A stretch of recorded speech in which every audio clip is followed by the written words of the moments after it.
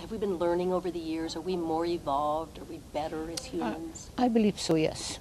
I think so, but of course, you know, there are packets of things that are happening that you think could not happen, particularly in the 21st century. I mean, some of the barbarism and things that are going on, and some of the brutality. But I think young people are reaching out. And, you know, I've always been an optimist. If I hadn't been, I wouldn't be here today. So I do believe that something good will be. I have great confidence in today's youth. What hit me the most was how we complain about things every day in our lives, but they really aren't that horrible. If you look at these people and the things that they went through, and how now they have families and jobs and they've come so far and they seem like normal people, if they could find hope in such a dark situation, we should be able to get past the fact that our sister borrowed a shirt and we didn't want her to. What we're trying to do is to teach our young people that there's more to education than just the academic experience. That they need to learn how to get along, they need to learn how to work with other people. Like now, I should be like my school, my community, everybody around me. Like I teach them like not to be racist against anybody, just like treat everybody the same. To me, I think people should be accepted no matter what. They shouldn't have to do something different to fit in. That's just like Hitler. He shouldn't have put anybody else in the concentration camps. He shouldn't have put anything in there. So people should really learn from that. I will have anybody with my friend who wants to be my friend. If it doesn't, I don't care who you are, how you act, as long as you're yourself. At our school, we have quite a diversity of student body. So we work with kids who are struggling, not just school-wise, but maybe their families are financially struggling.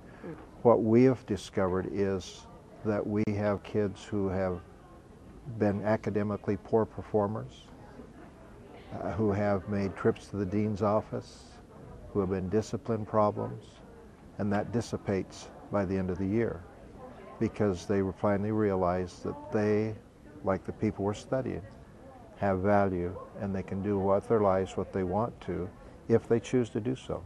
We have one young man who didn't pass the 8th grade last year because he's never in school. This year, he's always in school. 3.5 grade point average. Okay. I think those are the reasons, one of the reasons we study this. I think we as people have changed. We have come to realize that people are equal. We have gotten past slavery and gotten past many things, but there are still those who think that the people are different and people are more superior. And I believe that by that, another Holocaust or many Holocausts could happen again. There is a lot of discrimination going on today. There is a lot of killing going on today. We have Holocaust today in Sudan. We have all. It's happening again. That's the reason we have to prepare our children better. The schools have to prepare them, and Nevada is doing the greatest job on it. We have 9 speakers in our Holocaust group. I was yesterday in a school, I was Thursday in a school, I was 2 weeks in a school speaking about it, and if I touch one between the 45 students of a class, I got my goal. I think we could show people more about how each person is the same and how not one person, one religion or race is lesser than another. That each person is equal in their ways and in their beliefs. So we have to continue to build and continually build, and every time we take a step back, we take 2 steps forward, and we just improve from there. We want young people to learn they are our future. And we try to teach adults to get rid of their prejudices too, because they are here, unfortunately. And that is our mission. In Las Vegas, a dedicated group of citizens are the driving force behind Holocaust education in the schools and in the community. We are living history. Our library is available to everyone.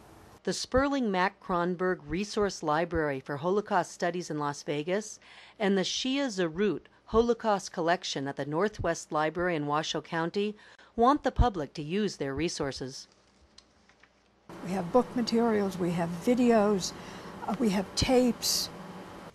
Look at this. This is a perfect example of some of the material we have. The Holocaust, Prejudice Unleashed. You have knowledgeable librarians who can help you find the information. I would call it information literacy, separating the good from the bad. So you can go onto the internet, you can go to the Holocaust Museum in Washington, D.C., you can go to materials that are available online on the internet from the Wiesenthal Center in Los Angeles. There are people today, we call it revisionist history, who say the Holocaust never happened. Well, we know it happened. We know it happened because the Nazis kept meticulous records, and for whatever reason, they didn't destroy any of these records. So we have the actual records from the Nazi Party, from Germany, as to what happened. And much of it is online, in the books and the materials we have here, in the artifacts that we have in this collection. Libraries hold our history. There were 11 million people who went into the death camps, and they were given a number, and their humanity was taken away from them. This is their history, and it's there for future generations. You said you had lost a part of your heritage with the atrocities and losing your family. Can people come here to find a piece of their missing lives? For families who may have lost part of their family in the Holocaust, yes, you can come to this collection and maybe you can find some solace. For others, you find the truth.